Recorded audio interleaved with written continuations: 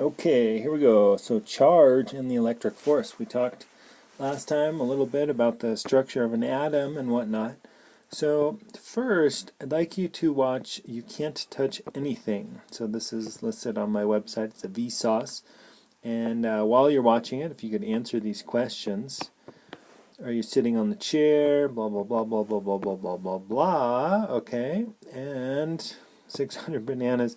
That's actually pretty interesting. Okay. So watch that video, answer these questions, and then come on back and you can, and we'll go through the rest of these. All right. We're back. That was awesome. So when we talk about charge, so electric charge, right? Here's an atom. We have a positively charged nucleus, negatively charged electrons.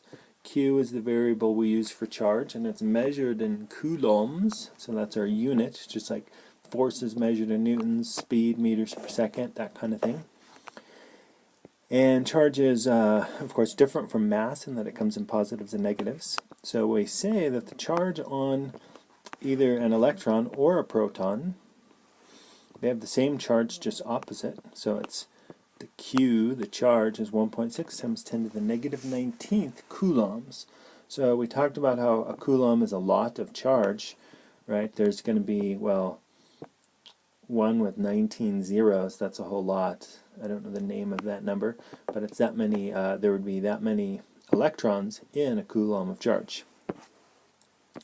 Okay, so opposites attract and likes repel. Coulomb also created or discovered the relationship between two charges, how far apart they are, and the force that they exert on one another.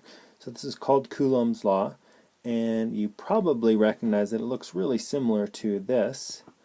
F equals G m m over r squared. So this is Newton's law of gravitation. All right, so this is for gravity. And these two laws are very similar. There's some constant. This is the universal law, or the universal gravitational constant. This is Coulomb's constant.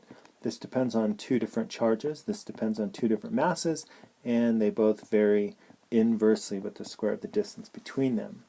So let's take a closer look at Coulomb's law. What do these things mean? So this is the electrostatic force, and this is Coulomb's constant. Ooh, sorry, that's measured in newtons. This is Coulomb's constant. Using a different stylus here, and it's getting a little weird. Coulomb's constant, and this is 9 times 10 to the 9th. And we have charge, which would be measured in coulombs, and then we have the other charge, which is capital, which is lowercase. That doesn't matter. Sometimes you'll see these described as Q1 and Q2. So this is the other charge, also measured in coulombs, and then the distance between them.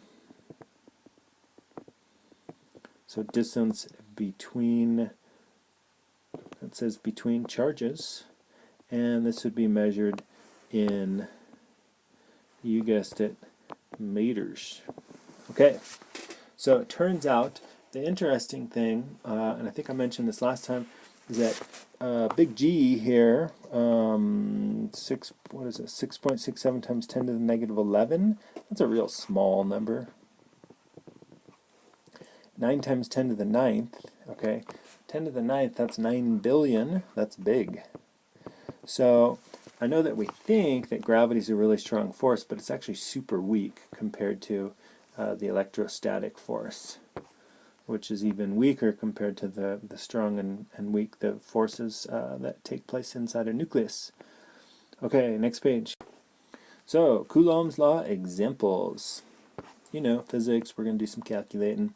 So, question says, a negative charge of negative 2 times 10 to the negative 3rd coulombs and a positive charge of 8 times 10 to the negative 4th coulombs are separated by a distance of 1.5 meters. What is the force between the two charges? So I like to draw diagrams, helps me gather my wits and see everything clearly. So we have a negative charge over here, we have a positive charge here, and they are opposites, so they would attract one another. Okay. I took the scientific and wrote it in decimal form for us, and then substituted into Coulomb's law. Let's see. So F equals KQQ over R squared. So 9 times 10 to the ninth is Coulomb's constant. I've written the two charges up here. Notice how I just kind of disregard the signs. The signs tell us the direction, right? If these were both positive, then the forces would be repellent, but they are opposites, so the force is attractive. So you don't really have to put the positives and negative signs in here. We're just looking for the magnitude, the amount of the force. And then this is divided by the distance between them. Make sure that's in meters. We square it. See if you can plug that into your calculator and get this. And newtons, we know that 5 newtons, about 5 newtons is a pound, so this is a strong force. 1,300 pounds of force due to electrostatics.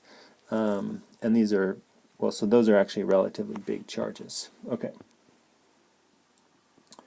Next up, a negative charge of negative 6 times 10 to the negative 6 coulombs exerts an attractive force of 65 newtons on a second charge that is 0.05 meters away. So attractive force, that other charge is going to be positive. What is the magnitude of the second charge? What is the magnitude, meaning amount? We're not interested in the sign, the positive or negative.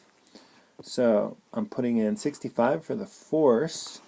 9 times 10 to the ninth is K, Coulomb's constant. We have 6 times 10 to the negative 6 coulombs and a Q for our variable, and it's divided by 0.05 squared. So from there, the solvent, just a hop, skip, and a jump away, we multiply both sides by 0.05 squared, divide by this, and divide by this, and we end up with Q equals all that jibba jabba. And I think after we put it in the calculator, we would get that. You should check, but it is some, relatively small, okay, number. That is a lot of charge, but based on the other numbers we've been using for charge, this seems reasonable. So, sounds good. Any questions? See you in class.